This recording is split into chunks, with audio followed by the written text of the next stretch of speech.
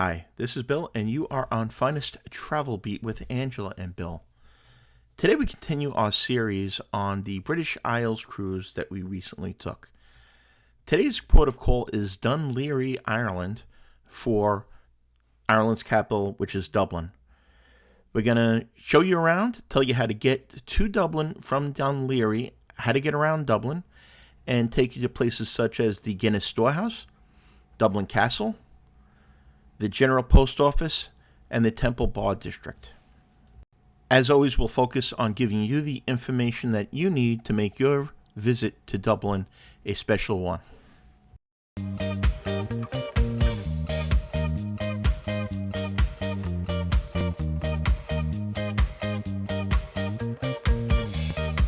Thanks again for watching. We hope you've been enjoying this series on the ports of call on our recent British Isles cruise on the Regal Princess. Today's port of call is Dun Laoghaire, which written in Gaelic is spelled nothing like it sounds. I will leave the spelling in the description below. And you can see on that pier how it's spelled, which is definitely very odd. Dun Laoghaire is located about a half an hour outside of Dublin City. As you can see, Dun Laoghaire is a tender port, as they call it, which means the ship is docked a little bit outside of the port area itself, and you must take a water shuttle or a lifeboat, which acts as a water shuttle, to the pier itself. This process isn't difficult, but it does take some time to get on the water shuttle and get off, and it can present some challenges for those that have disabilities, particularly wheelchair bound. The water shuttle process works a little bit differently on every ship and every cruise line, but generally involves getting a number and going to a waiting area until your number is called to join the water shuttle on your trip into the port. While Dun Laoghaire is a port in and of itself and does have some water sports and some fishing areas, I think pretty much everybody that was on our cruise was going into Dublin either on some sort of an excursion or by taking the train or possibly even by taking a bus. Right after exiting the port area, we found a kiosk where they were selling hop-on, hop-off tickets. So we didn't have anything planned today in Dublin. We figured we'd just kind of walk around, take the train in. But when we got off, we saw there's kiosks for hop-on, hop-off buses that includes the train ticket back and forth to Dublin. I think it's about a half an hour train ride. Today we did with to Dublin, included the train ticket, €30 each, and the bus route's about an hour and 45 minutes. Yeah. 45 minutes. So we'll give that a shot, and we'll take you around, let you know how it comes out. One thing I'll note is that I was not 100% accurate when I said that we did have tickets for the Guinness Storehouse. That is a time to entry ticket. Highly recommend you purchase that in advance. And also, if you have any other locations that you want to go to, such as we did not go to, but the Book of Kells, you're going to need tickets for that. That's located at Trinity College. Also, one thing that we considered doing, but we didn't, was the Kilmainham Jail, which is a famous historic site in Dublin. Unfortunately, by the time we had decided what we were going to do, tickets were not available. So, if you are going to Europe and you want to see any of the historic sites, I highly recommend, if you don't book through a tour operator, going onto the actual website, do a little bit of research, go onto the actual website of the location or the site and ordering your tickets in advance to avoid disappointment. The train was very simple. It was probably about a 10-minute walk from the port. You take a couple of stairs up. The only thing that was a little bit confusing was which trains we had to take, because they didn't have signs that specified to Dublin, from Dublin. In the case this morning, it was Platform 1 that we took going to Dublin and Platform 2 that we took coming back from Dublin. But there were workers there, and they pointed us in the right direction, so there was no issues there. Unlike some of the people in New York City, where I spent 22 years with the NYPD, the people in Dublin were extremely helpful in pointing you in the direction if you asked them. The trains were very safe. It was a easy train ride in, 20 minutes to a half an hour, I would say. We probably had about a 10-minute wait. Did notice a lot of graffiti around in Dublin and in Europe in general, and I see that's returned to New York as well. But it was a real simple train ride in. We took the train to Pearse Station, which is, there's several stops in Dublin you can take it to. You can take it to Pearse. Some people got off at the Connolly Station. The Pearse Station was the one that we used for the hop-on, hop-off bus, though. Public transportation, particularly in Ireland and London, was very simple, and I highly recommend it. It's a great way to get around. As you can see, we took the Do Dublin bus. We had done city sightseeing in London. Both are great options. There are several companies that do the hop-on, hop-off bus options. We really enjoyed it. It's a great way to take a ride around. Definitely find out how long the loop is based on how much time you have. For us, it did not make sense in Belfast, as you'll see in our next video, because the loop was just too long and we didn't have enough time. That building to the right is the headquarters of the Irish Garda, which is their national police. Again, we did not have a whole lot planned for the day other than the time ticket to the Guinness Storehouse, which we made for early afternoon. So we got the hop-on, hop-off bus right outside the train station and decided to take it down to kind of the main drag of Dublin, which is O'Connell Street. We're on O'Connell Street now. That's the River Liffey, which is the river that goes through the heart of Dublin and into the main areas. One of the first things I went to visit was the General Post Office. For those of you that are fans of Irish history or knowledgeable of Irish history, this was the scene of the Easter Rebellion of 1916, which was kind of the first shots fired in Ireland's War of Independence. Irish nationalists took over the General Post Office and were held under siege by British forces who fired upon it. If you look in all the columns, you can still see the bullet marks from where British forces fired on it and their artillery hit it. It's amazing that this building, over 100 years later, still shows the scars of the 1916 Easter Rebellion. We did a little more souvenir shopping. Not everything was open on O'Connell Street. We got in there fairly early, and it was Saturday morning. But let me talk a little bit about the things that we did not do that you could on your visit to Dublin. Among some of the more popular things that we did not do on our trip was visiting Trinity College, which is home to the Book of Kells, among many other Irish historical artifacts. To visit the Book of Kells, you will need a ticket. Among other popular destinations are Epic, the Irish Immigration Museum, the Jameson Distillery, and, as I previously mentioned, Kilmainham Jail. We got off the bus to walk around Dublin Castle. Dublin Castle was the seat of the British government's administration in Ireland until the establishment of the Irish Free State in 1922. It was heavily damaged during the Irish Civil War and currently serves as the Ireland Government Complex and also home to many administrative offices and some museums. If you enjoy Irish history and movies, there is a movie called Michael Collins that speaks of the life of Michael Collins. Liam Neeson stars in it. It's a very good movie, and you will recognize a lot of these places, such as Dublin Castle and the General Post Office, from that film. I'll note that Dublin is a very walkable city. Most of the things in the center city are pretty close together. Now, when you're heading out towards places like Kilmainham Jail or the Dublin Storehouse, those are a bit of a distance away. They are reachable by the hop-on, hop-off bus or taxis and public transportation as well.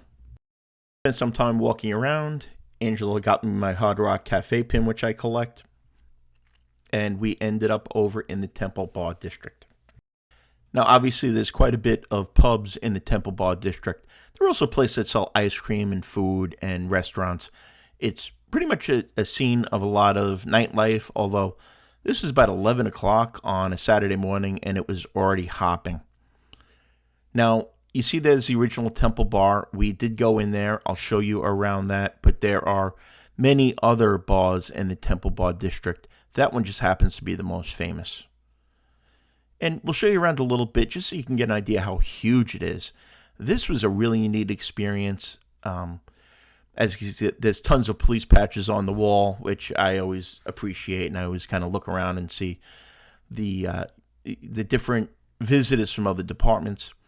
There is a lot of old memorabilia on the walls as well. As you can see, there's some JFK posters. There was live music. Again, this is 11 o'clock in the morning. There was live music.